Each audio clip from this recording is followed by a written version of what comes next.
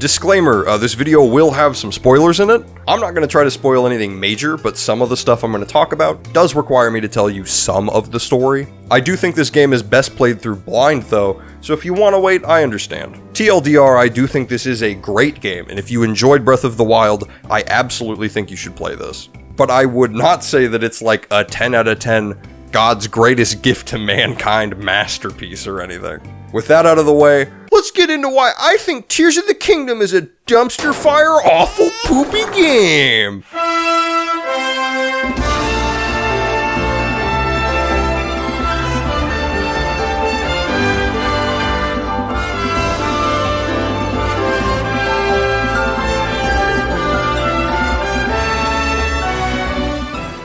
The Legend of Zelda Tears of the Kingdom has been out for about 2 weeks now, at least as of recording. In that time, I have beat the main story, completed every shrine, and clocked in over 100 hours of the game. You'd think that I'm close to being done, but that is very far from the truth. There's still about half of the game's side quest I haven't done, a ton of treasure I missed, about a fourth of the map to still fill out, and roughly 900 more Koroks to find. Yay! Oh boy! But now that I've beat the game, and I've put a lot of time into it, I feel like I can actually sit back and properly form an opinion on it. This video isn't meant to be a full-blown review. There's a lot of other outlets out there that can do that better than me. This is just my thoughts and feelings on the game overall, as well as digging into some of the stuff that I really enjoyed, and also really didn't enjoy. Let's start with something that I liked. That being that Nintendo actually listened to criticism for once. There was some pretty fair complaints that Breath of the Wild got, and they could have not fixed any of them, and I'm sure the game still would have sold very well, but they did actually fix things. Did you hate when you opened a chest for only it to be some useless weapon that you didn't want? Well, that hasn't changed, but now you don't have to close the chest, open the menu, drop an item, open the chest again, and then grab the item. Now, if your inventory is ever full, it just opens your hot swap menu and you can just drop something. That is a wonderful change. As far as I can tell, there is no inventory limit, or if there is one, it is at least much bigger than last time, so have no fear of buying multiple copies of the same outfit and dyeing them all different colors, or not being able to hold all of the extra outfits in the game, which was genuinely an issue with Breath of the Wild. The durability system is still here, but with the new fusion system, weapons do feel like they last quite a bit longer. Plus, I love the creativity that comes with fusing random garbage to your weapons. You can just fuse a glider to your shield, and then that gives you slightly more air time when you do a shield jump, and then you can activate bullet time literally anywhere. That is super useful. It really does feel like they just took the time to make sure everything you fuse has some kind of extra purpose. They added a recipe book for cooking, so the first time that you make a dish, it'll register to the book, then you can just grab all the ingredients at once by selecting the recipe. It's not a perfect solution, I still have to pull out my phone every now and then for recipes, but at least once you make it once, it stays there, so that's nice. A major criticism that Breath of the Wild got was that there wasn't really any dungeons. The Divine Beasts just kind of feeling like, slightly larger shrines. Which thematically made sense, but I get why from a gameplay standpoint that some people would not really enjoy that. And while I don't think that the new dungeons are incredible, we'll get into why later, this game does have what most would consider actual Zelda dungeons. A complaint that I had with the last game is that you couldn't get the amiibo content in-game. You had to track down these plastic figures in real life to get the gear. And since most of them did not stay on shelves that long and then got scalped online, that could be a real problem. But in this game, it seems like that everything other than the paraglider cloths can actually be found in-game. And you know what? I'll take that. That is perfectly fine. It sucks that I won't be able to get Majora's cloth, but there are plenty of other in-game cloths to choose from. My current favorite is the Choo-Choo one. Look at it go.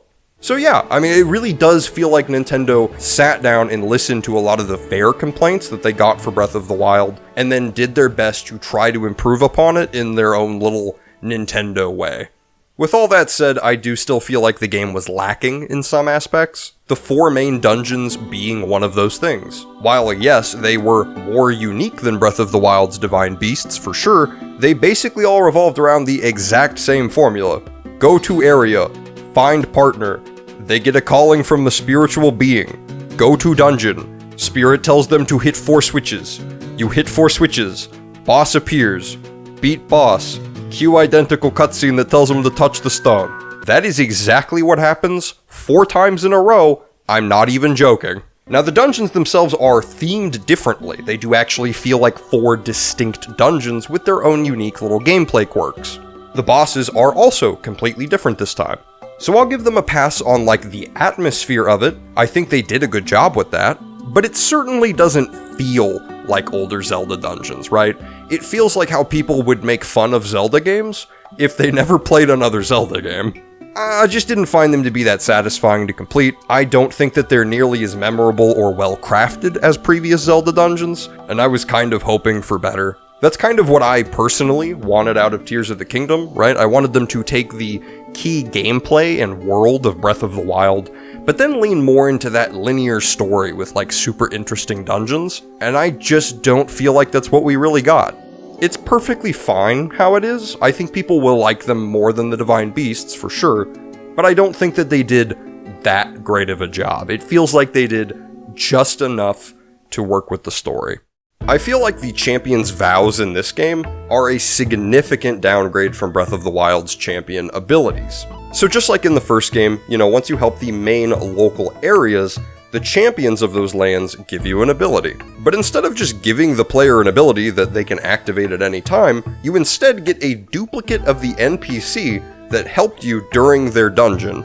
This is super clunky. You have to physically be next to the NPC to activate the ability, which is fine during their dungeon and it makes sense, but not for the entire rest of the game. These NPCs don't just stick right by your side either. They often just have a mind of their own. They will actively go fight random enemies if you are close enough to them, often taking away any chance of playing stealthfully. They also just get in your way a lot, especially if you have all of them out at once. Forget the fact that your frames are probably going to dip because there's so many things happening on screen. It's just difficult to see and focus with that many people taking up that much of the screen.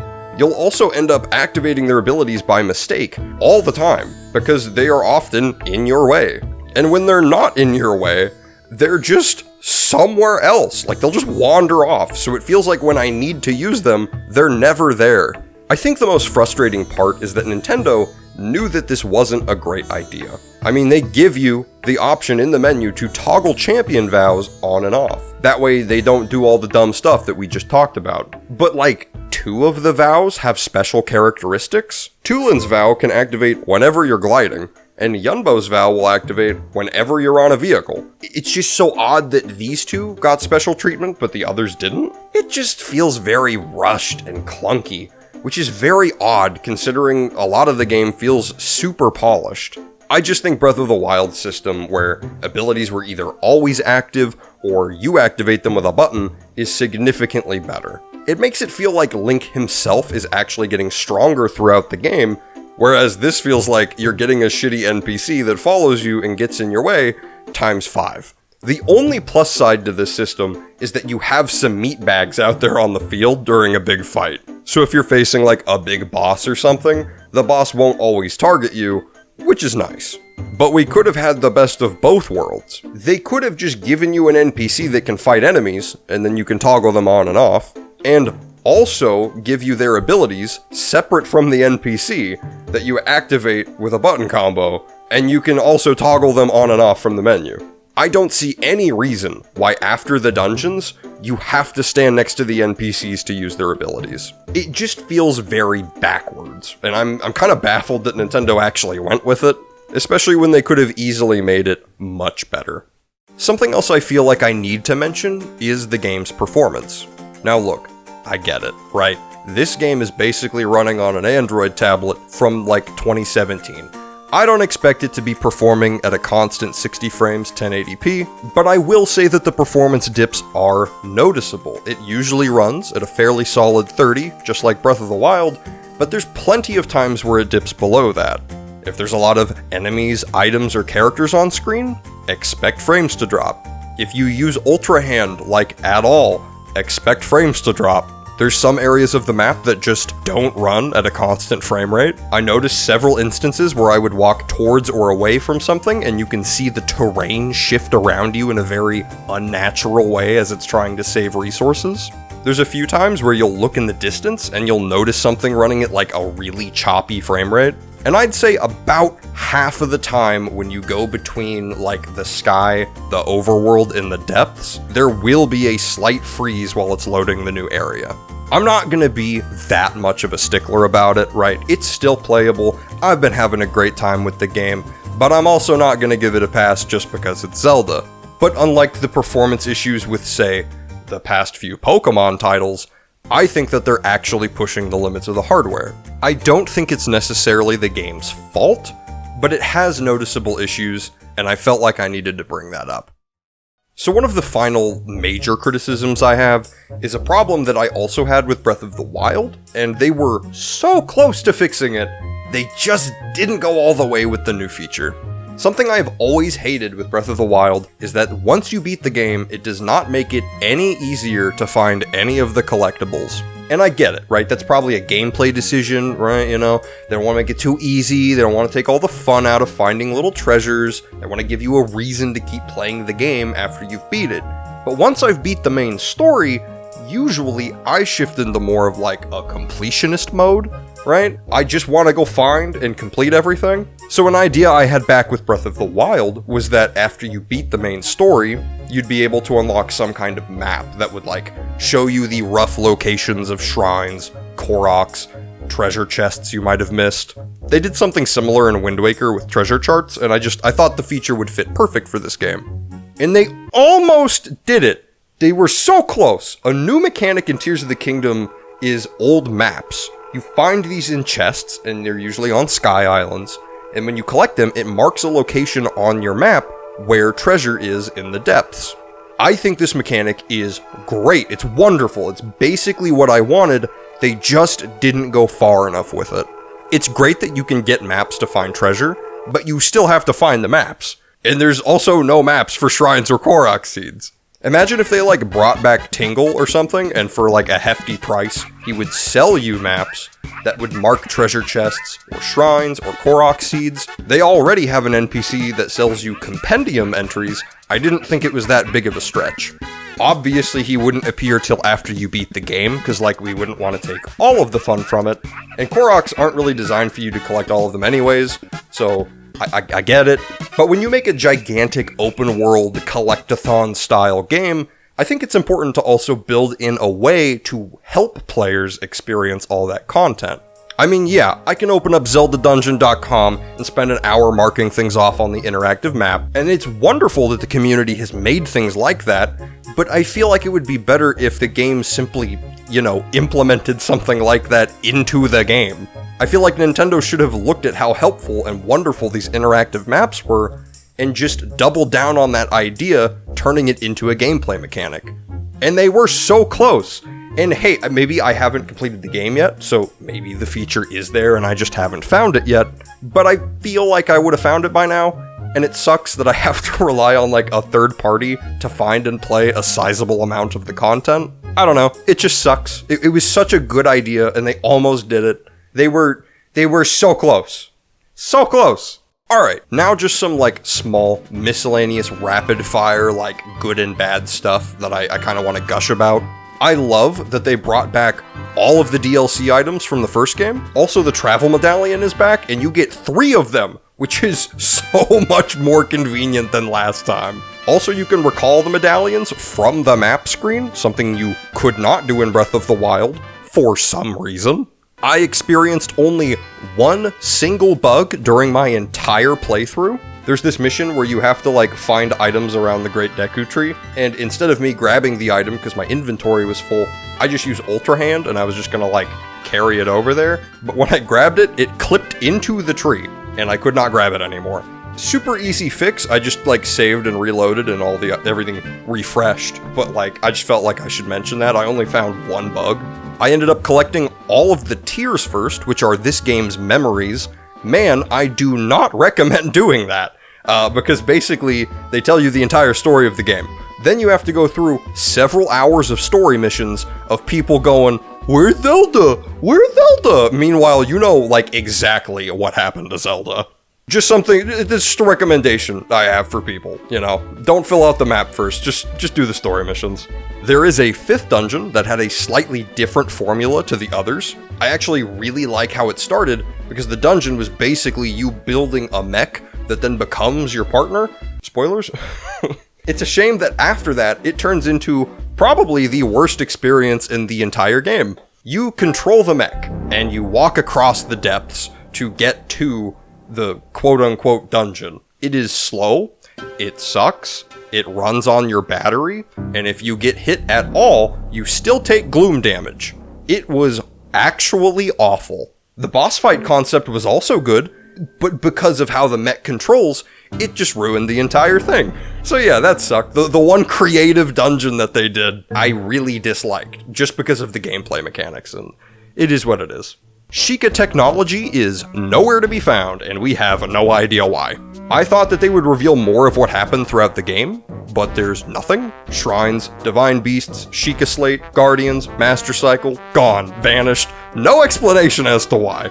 Obviously they reuse some of that for the Purapad and like the towers, and you can still find like ancient arrow tips somewhere, but leaving it as this mystery honestly just made the experience kinda worse. I was always just wondering, like, where's the Sheikah slate? That would come really in handy, like, a lot of the time. I'm guessing that we'll probably get an expansion that goes more into it, but I would have much rather gotten that as part of the main game. Or at least, like, a cutscene, or some journal entries, or literally anything. Anything would have been better than nothing. Another small story issue that I had was just the secret stones in general. Why are they called secret stones? Everyone knows about them. I get maybe at some point they were a secret and like then they got revealed and maybe that's the reason why Ganondorf's going after it. But like the game doesn't really lean into the fact that they are a secret. They just call them secret stones, despite everyone in the plot knowing exactly what they are. Why didn't they just call them sacred stones? I will never know. Nintendo showed off Link a lot in the promotional content with his hood down, and there is a way to get the hood down. It's the same Hylian hood that's from the first game, but it is so convoluted and poorly implemented, it's actually insane. If you're interested to know more, there is an excellent video by Ratatosker that goes over it. I'm not going to take the magic away from that video. When you're done with this one, please go to the description and click on that video. It is so funny. And the final thing that I have is such a minor complaint, but man does it make the world of a difference. The camera speed options are garbage. The super fast option needs to be like double or tripled. I don't know if it's because of like maybe the Switch's hardware, and if they let you turn the camera a lot faster, the game will chug more, but I don't care. I want the camera to go faster. My last playthrough of Breath of the Wild was on my PC through CEMU, and thank God it lets you change this. I know that playing through an emulator isn't always a fair comparison, but just being able to turn the camera faster made the game so much better. The good news is they theoretically could fix this. They could just patch it into the game and have like a super fast option, but I don't think they will. I doubt it. But hey, a guy can dream, right? And that's it. That is my thoughts on The Legend of Zelda Tears of the Kingdom. Despite the few flaws and the things that I just really didn't like about the game, I've had a great time playing it. It's a ton of fun. Now, should you buy Tears of the Kingdom? I don't know. If you enjoyed Breath of the Wild, yes, absolutely. I think that you will have just as much fun playing this game as you did the first one. If you did not enjoy Breath of the Wild, probably not. At its core, it is still the same style of game. You're still doing shrines, you're filling in a map, you're collecting random stuff, and progressing through, honestly, a very predictable story. And if you're on the fence about it, I would say just borrow it from a friend and try it out. Like, I'm sure you will know someone who ended up getting this game physically. It is already sold an insane amount, but it might be a while before you can pry the game out of their hands. It's a long one. I know that I said that this wasn't really a review, but I guess if I had to like give it a score, I'd say it's like an 8.5 or a 9 out of 10. The game is incredibly fun, right? Nintendo really did double down on a lot of those aspects that made this style of game fun, but they still couldn't really nail down the story and dungeon aspect, and the performance really isn't incredible. There's just a lot of other minor things that I think they could have done better with, they could have improved upon from the first game. But what do you think, right? Have you played the game? Did you find any issues that I didn't talk about, right? Do you think that the things I mentioned aren't even real issues? Let me know in the comments, I will try my best to respond. This is the first real, I guess, video game discussion, analysis, style video that I've done, and I wouldn't mind making more of them in the future. So if that interests you, hit that funny little sub button, and I guess I'll see you next time, huh?